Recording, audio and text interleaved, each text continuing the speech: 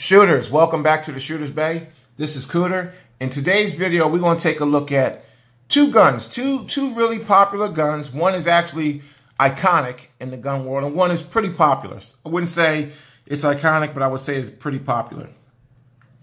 And it's probably iconic in the budget gun world. We'll say that.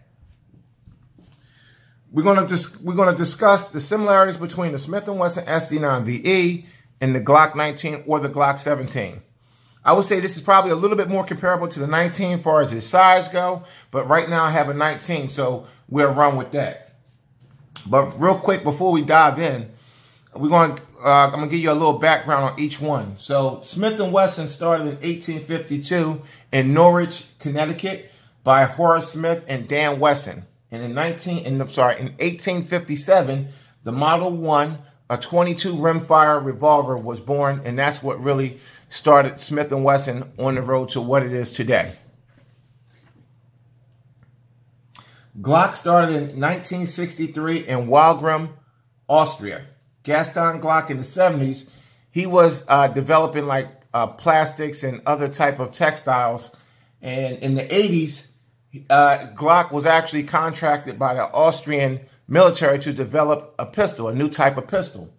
And the Glock pistol series was born in the late 80s, starting with the Glock 17, which is Gaston Glock's 17th patent. Some think the Glock 17 is named the Glock 17 because it's 17 round. That is not true. It's the 17th patent by the Glock company. And that's how Glock named their products, by the patent number. So the Glock 17 is the 17th patent, the 19th, so on and so on. So that's your little history lesson on both companies.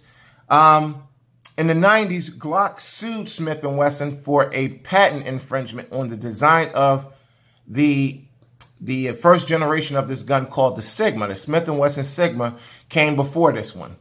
And Glock sued and won. Now, some say it was a lawsuit. Some say it was an agreement. It was two agreements that was reached between the two companies and the government.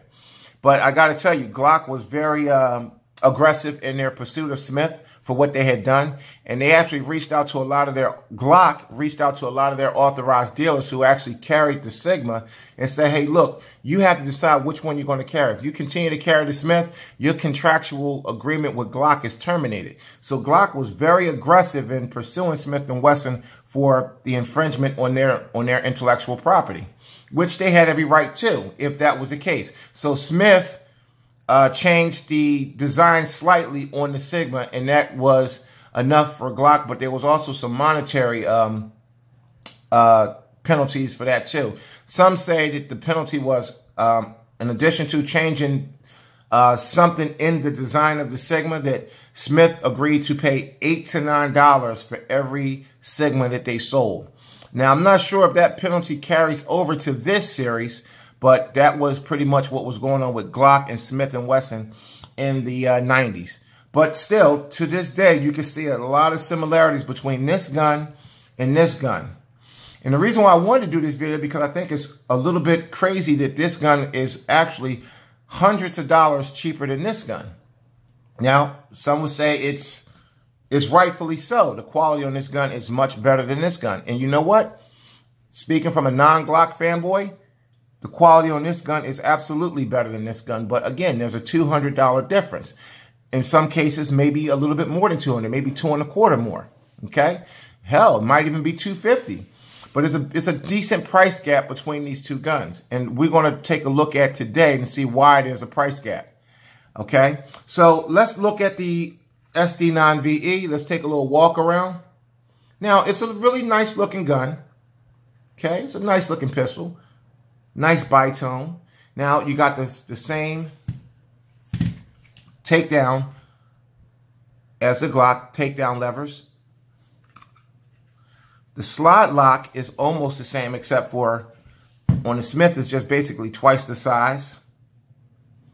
There's a lot of similarities on these two pistols, but not enough to really say. But it really gets interesting when you go inside. So let's go ahead and take down the Smith. Now, the Smith, I want to make note that these takedown levers are a pain in the ass to get to. A lot of guys who own this gun, they swap those out for something a little bit easier to work with. I tend to agree. Okay, so you get those down, pull the trigger, and and it comes off. Now the Glocks is a lot easier to reach. They just there. Pull back, do that, and not a whole lot to deal with. Look at the frames.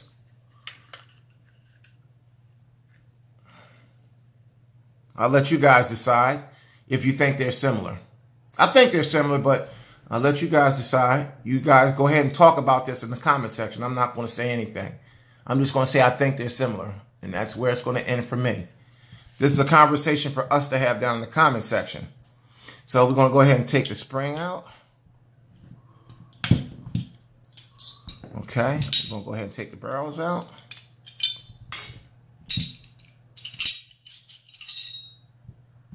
Let's take a look at these slides. Again, I'm just going to say I think they look very similar. Okay? So, again, talk amongst yourselves in the comment section. I'm dying to hear what you got to say. The barrels are a little bit different, of course. Now, the Smith, if you look at the barrel, there's like this little divot right here, and there's none on the Glock. So these are different. The springs are different. The Glock spring is a lot more robust. It's a lot more robust. Okay? So I think that's pretty much, I think these guns are similar, but I'm not sure if they that similar where one company can be sued for an infringement. Again, I'm not sure if that lawsuit is carrying over to this gun, but I would love to hear what you guys have to say in the comments. Let's put these guys back together, and I'm going to go over 3 quality issues that's different between the Glock and the Smith based off of my experience and experience of people who own this gun have discussed. And we all have pretty much the same issues with the gun. Now, are these game-changing issues that will stop us from buying or owning this gun? No. The gun is very reliable despite the issues. They're very small, minor issues, but we're going to go ahead and discuss that. One thing I can say about the damn Glock, if you put that in wrong, it's a pain in the ass to get that out. All right, here we go. They take down and put back together very easily, the same way. Okay, so now we got them both put back together. You guys looked at the frames, you looked at the slides. You tell me what you think down in the comment section. I'm going to say they're very similar, but that's pretty much where it ends.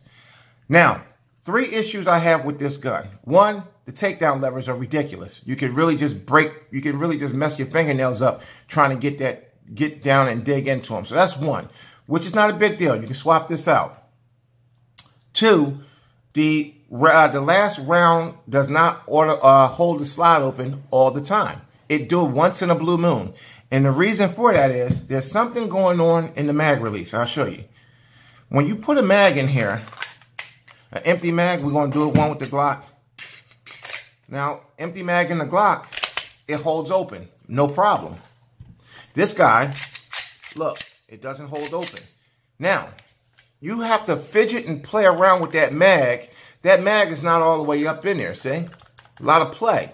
So if you hold that mag, put a lot of pressure on that mag, there's times where it will catch and hold open, see? It did that. It's something in the mag release on this. I did not hit the slide stop on that, but it's something definitely going on up in there with that mag release. Okay? So again, that's not a deal breaker. You know, it's not holding open on the last round. It shoots every single time you pull the trigger. So it's not a deal breaker, but it's something that's wrong with the pistol that should not be wrong with it. It's regardless of how much the pistol costs. Some say it's a budget pistol. Okay, it's a budget pistol, but if the slide is supposed to lock back on the last round, it's supposed to lock back on the last round. I'm going to show you another value pistol real quick. It has nothing to do with this little video, but I just want to show it to you just for comparison purposes. Here it is. The Taurus G2. This little gun holds open every single time. So, and this is actually about $60 to $80 cheaper than this gun on average. And it holds open every time. So I don't really want to hear that either. It's just a quality control thing with Smith & Wesson on that gun. They dropped the ball. Hold on, guys. I'm moving something around. Okay, so that's my issue. So that's 1. That's 2. The other issue I have with this gun is it just feels overall cheap. Like, you see all that play down in the mag, and when you do, it just feels cheap in the trigger. I understand it's a self-defense trigger, but it's spongy. It's a spongy trigger. Again, the gun works. I've fired hundreds of rounds through this gun. No jams, no failure to feeds, no anything.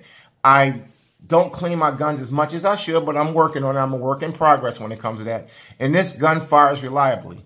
So take all that into consideration. Look at the price and look at this gun's reliability. This gun got a lot of positive reviews all over the place. So it's a good, reliable gun. It's Glock-ish, but I'm not going to say the quality of it is anywhere near this. This gun is solid. Look at that. There's no play in that. This locks back every single time. It just feels together. It's solid. This is a good performer. They both are good performance in a sense where when you pull the trigger back, they go bang. But the Glock, the quality is better with the Glock. The support is better with the Glock. But you're going to pay a $200+ premium for the Glock. So my question is it worth the difference in the cost? I'm going to say it depends on who you are. If you are on a tight budget and all you could afford is, let's just say $300 for a gun, and that's all you can afford, I would say get the Smith & Wesson. It's a good value if you want a larger gun. But if you really want a decent gun and you're on a light budget, I would say save $80. Get the Taurus PT-111 and get some extra ammo. Buy yourself a couple extra boxes of 9mm.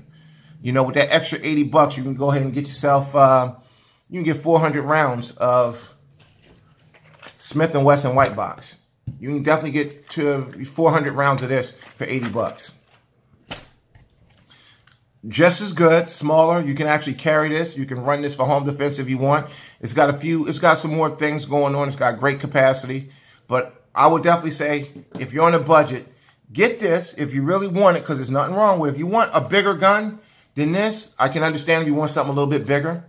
Go ahead and grab the Smith. There's nothing wrong with it. But don't let anyone tell you that the Smith is just as good as the Glock. It's not. It's in theory it is. It's reliable. Now I'm going to say it's just as reliable because again, I haven't had a problem with either one. And this is my second Glock. I haven't had a problem with any of my Glocks, and I haven't had a problem with this. So far as I'm concerned, I know people are going to jump down in the comment section and say, oh, that piece of shit, Smith, that's nothing compared to a Glock. Maybe yours isn't, but like I said, this Smith & Wesson is reliable to me. I haven't had any issues with it, but I still know that the quality of this gun can't come close to the quality control on this gun. And again, the difference in quality is the difference in price. So this has been Cooter. I just wanted to go ahead and show you guys a little something with America's gun versus America's name. It just goes to show you can get a quality pistol on the cheap. This is a quality pistol. It has issues on it, and those issues are reflected in the price. It's still a good gun. I would carry this gun. I would defend my home with this gun because, again, whenever I pull that trigger, something's coming out. So at the end of the day, that's all that really matters. But if you have access to more than one to two, three, four firearms, you probably wouldn't put this in your daily rotation, but it's still good to have in your collection because it's a damn good gun for the money. This is Cooter. Thanks for watching my videos. I'll see you in the next one.